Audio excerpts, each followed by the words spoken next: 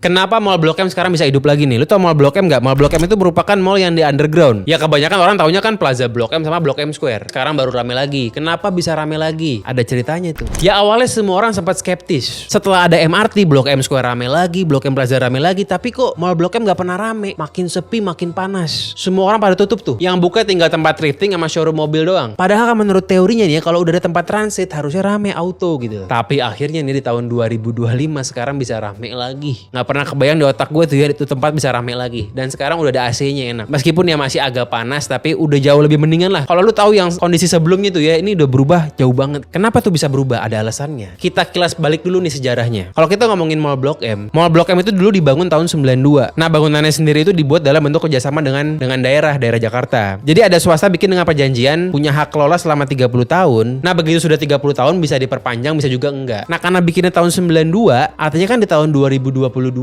masa pakainya habis nih. Nah, mungkin karena emang sepi banget akhirnya nggak diperpanjang tuh hak guna kelolanya. Nah, makanya sekarang Mall Blok M itu sudah kembali ke daerah Jakarta dan sekarang itu dikelolanya oleh PT MRT. Kalau kita ngomongin Blok M Square nih ya, Blok M Square itu yang kelola itu PD Pasar Jaya dan juga Agung Podomoro. Kalau Blok M Plaza itu yang kelola kayak di Kokas tuh, kayak Kokas kayak Gancit, yang kelola itu Pakuwon. Nah, Mall Blok M ini tuh dibikin setelah di revamp, itu dibikin emang dikhususkan buat UMKM. Makanya lu nggak akan tuh ngeliat di sana tuh ada misalnya tiba-tiba Samsung buka di situ, nggak kelihatan kan? Ya mungkin Samsungnya juga belum mau kali ya. Tapi emang kalau kita lihat di Mall Blok M itu semuanya khas tuh UMKM semua. Kalau di Blok M Plaza itu kan khasnya usaha fashion lokal sama jam tangan. Kalau di Blok M Square itu khasnya emas-emasan. Kalau di Mall Blok M itu makanan lokal tuh, makanan gaul lokal. Ya karena lapangan pekerjaan itu kan yang formal sedikit, banyak orang yang cari makan dengan cara informal. Ya kayak UMKM begini. Ya UMKM itu kan ada yang formal, ada yang informal juga ya. Tergantung dianya itu. Nah, kalau UMKM yang kayak begini nih, sepengetahuan gue setelah gue ngobrol, sebenarnya kalau kita beli makan di sana itu mereka nggak bayar pajak tuh, nggak kena pajak restoran. Mereka itu kena pajaknya pajak sewa aja. Jadi kalau mereka bayar sewa itu ada pajaknya. Ya lumayan lah, mereka masih nyumbang sedikit dari pajak sewanya itu meskipun ya kecil lah pasti. Tapi kan dengan banyaknya UMKM di Jakarta ini perekonomiannya bisa berputar. Karena kalau restoran UMKM ini tuh mereka beli bahan pokok tuh ya, mereka kan belinya di pasar-pasar Jakarta. Ya kan logikanya kalau mereka dagang di Jakarta beli ayamnya biar fresh ya, daerah situ juga lah. Nah itu kan bikin perekonomian jadi muter. Begitupun mereka nanti punya karyawannya itu dapat gajinya itu kan di-spend buat beli makan di Jakarta juga. Begitu. Ya sekarang bahkan bagian depannya itu udah banyak dicat-cat dengan cat baru tuh. Sekarang jadi tempat event juga. Gue pernah lihat tuh di sana tuh ada event